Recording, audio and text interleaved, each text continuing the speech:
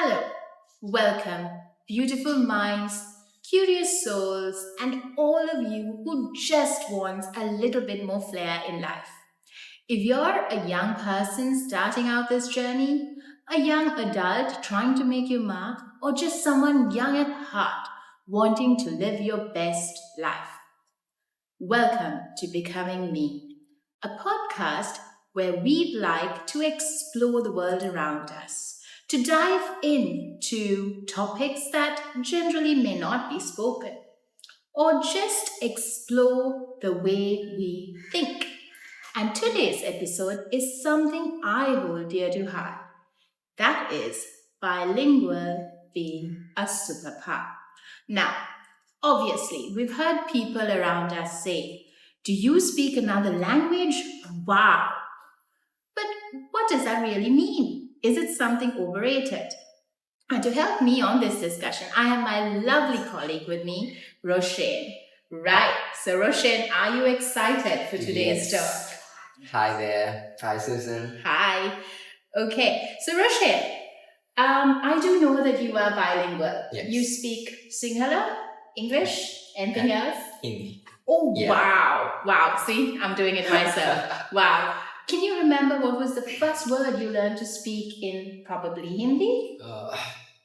Not really. Okay. Okay. But in Sinhala, I think it's.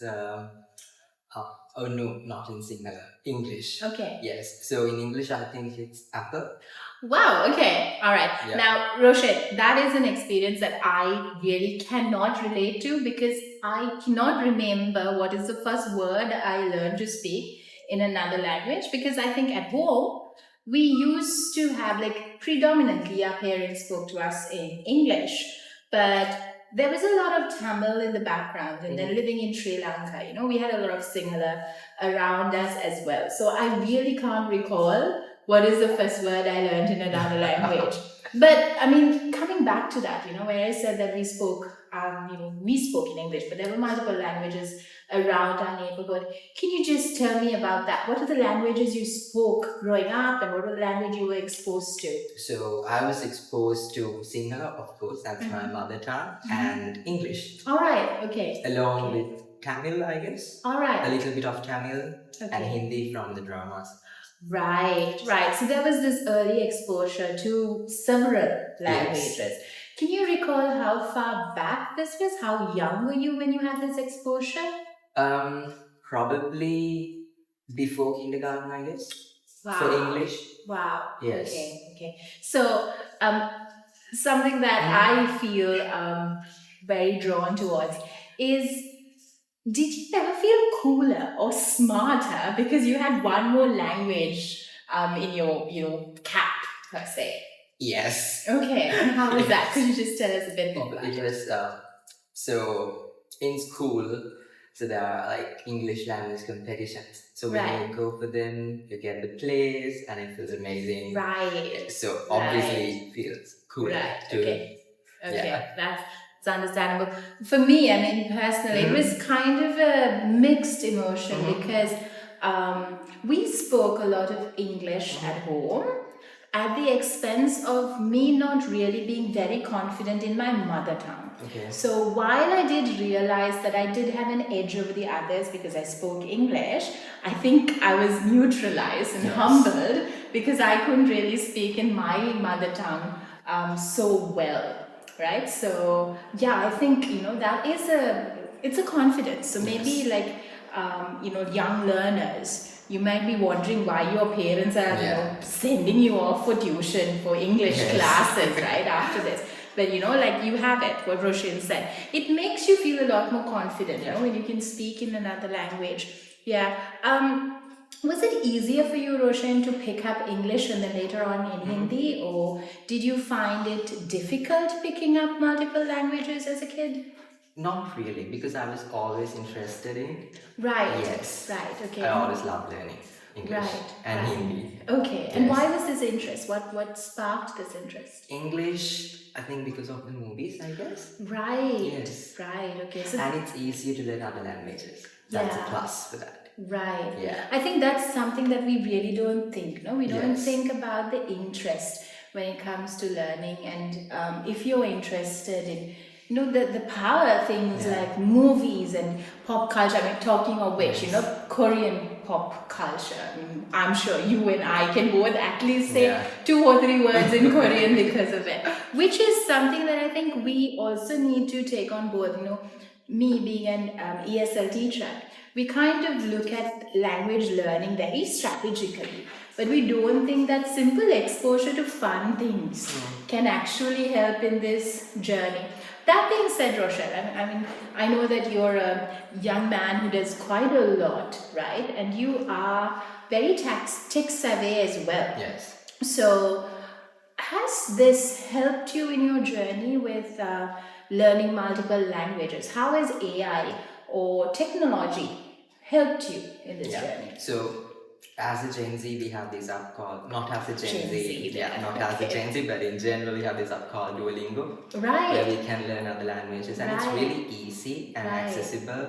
So I think I learned a bit of French and German. Wow. Yes, and even Hindi, I polished my Hindi a bit from Duolingo. Yes. Would you mind if you put you on the spotlight there and ask you to say something very small in Hindi? Yes, of course. What do you want me to say? Anything. I mean, it's not like I understand. So it's up to you. Hi, Susan. Oh, no. Sorry, I put you on the spot there. It's just, can I know what you want? Probably, my name is Roshen. Probably the introduction. जी हमारा नाम रोशन है. All right. Wow. Okay. So those of you who are interested in Hindi, there you go. Right. So you said Duolingo helped you with that, right? So technology helps you, and I think also another thing that I was talking to you when we were preparing for the podcast, and what I did say is over the last decade, I've met a lot more foreigners than I have over my entire life, because I think people are traveling a lot now, right?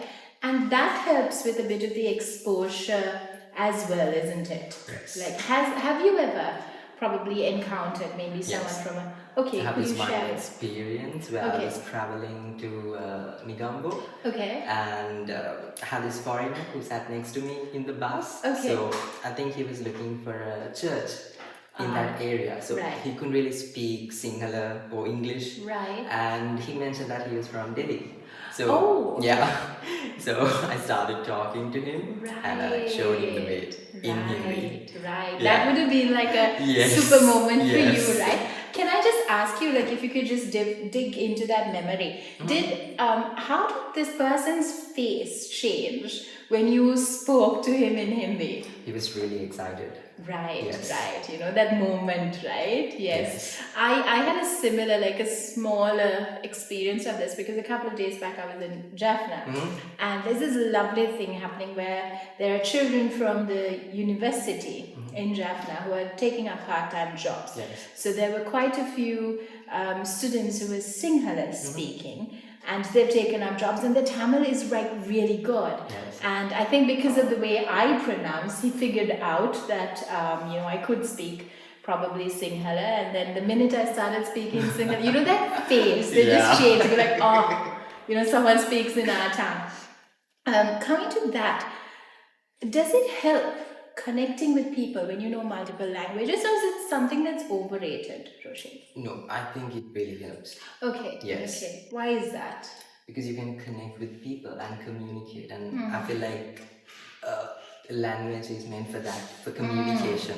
True. That's a very valid point. And also, I think it brings you closer, isn't it? I mean, just that divide of, me being Tamil, or you being Sinhala, or you being French, that divide kind of is narrowed. That wall is literally broken when you can at least say a few words to them in their native tongue. Yeah, that's very true. Okay, this is an interesting question that I actually wanted to ask you is, do you feel like you have a different personality or a side to yourself when you speak another language? I think so. Okay. Yeah. Okay. Because I don't feel like I'm the same person when I'm talking in Hindi. Right, so switch. Switch, yes. And in Sinhala, I'm a different person. Like, even the accent changes. Like, you have a specific accent for Hindi, a specific accent for English, and a specific accent for Sinhala. Right. I mean, you're one of those people then who can switch accents. Yes. Like if you've seen Trevor Noah, right? I mean, I am amazed how he switches not just the language but the accent as well. That is amazing. I'm unfortunately not one of those creatures. I can't switch accents that fast. But how does your personality change, Roshan? If you just go a little bit deeper into that. Yeah, like when I'm speaking Sinhala, I just talking not in a different manner. I would say like normally, like the normal person that you meet. And when talking in English, because I was always interested in oral competitions, I would say. Right. So I had to polish my English for that. So I have this specific accent for that I have like trained myself for.